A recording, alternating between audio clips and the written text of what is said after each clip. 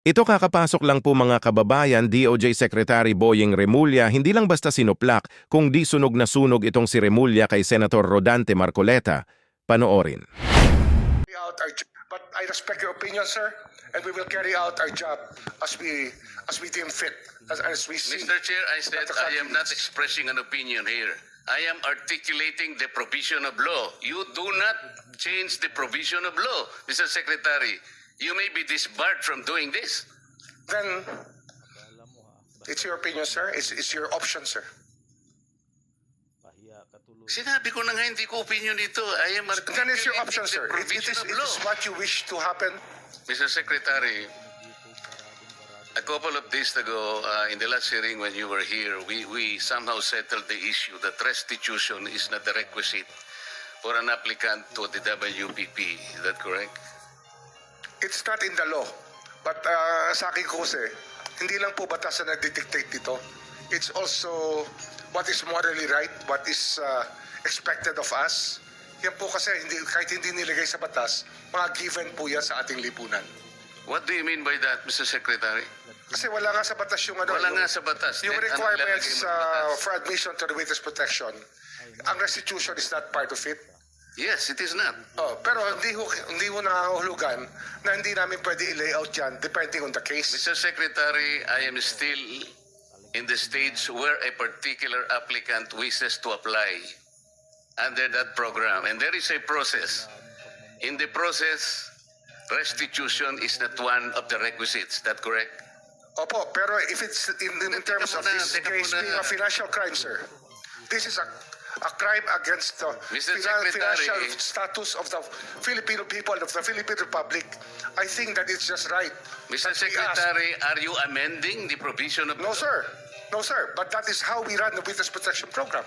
As a lawyer, Mr. Secretary, may I ask you, in a criminal prosecution, the civil liability is impliedly instituted. Is that correct?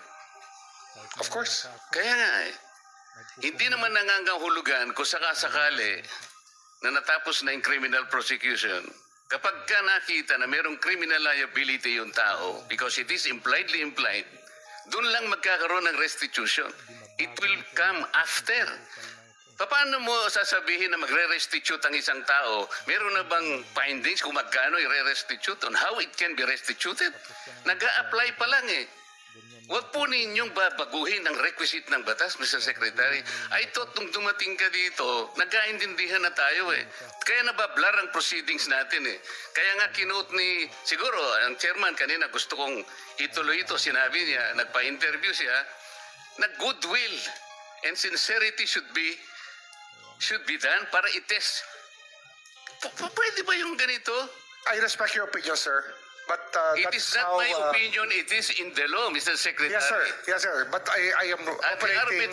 the arbiter Sir, is can I the speak, law. sir? May I speak, sir? Yes, you I'm are operating from the vantage point of the reason behind the law, sir. What is the reason behind the law? So that we can get justice, and justice can only be attained if there is restitution.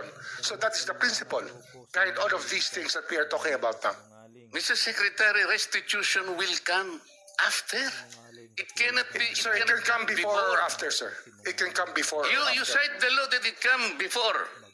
Wala nga po sa batas eh. Sir, Huwag po ninyo babaguhin Sir, ang batas, we Mr. are Secretary. operating on a unique set of facts, and we are, all of these matters are being evaluated because the gravity of this financial crime cannot be underestimated, and that the more assets that we're able to preserve at the outset, the better for our country, sir. Mr. Secretary, I'm very sorry for such a reasoning like that. Alam mo, nakikinig I'm very ang sorry, sir. buong bansa. Also, sir, I'm very sorry too if you do not agree with me.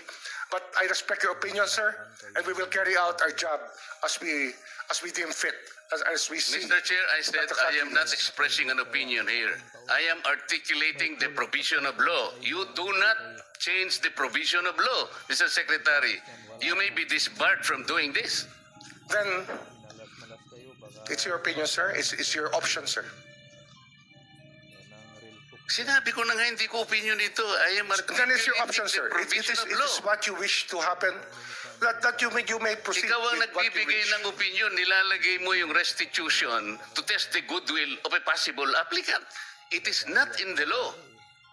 Unless you are able to point out the provision of law that it come before. Hindi ganun eh. Sabi mo na nga, and we admitted, impliedly instituted ang civil liability, but this will come eventually after the court has pronounced kung magkano ibabalik niya kung meron man. Not before. Thank you, Mr. Chair. Are you done, Senator Marcoleta?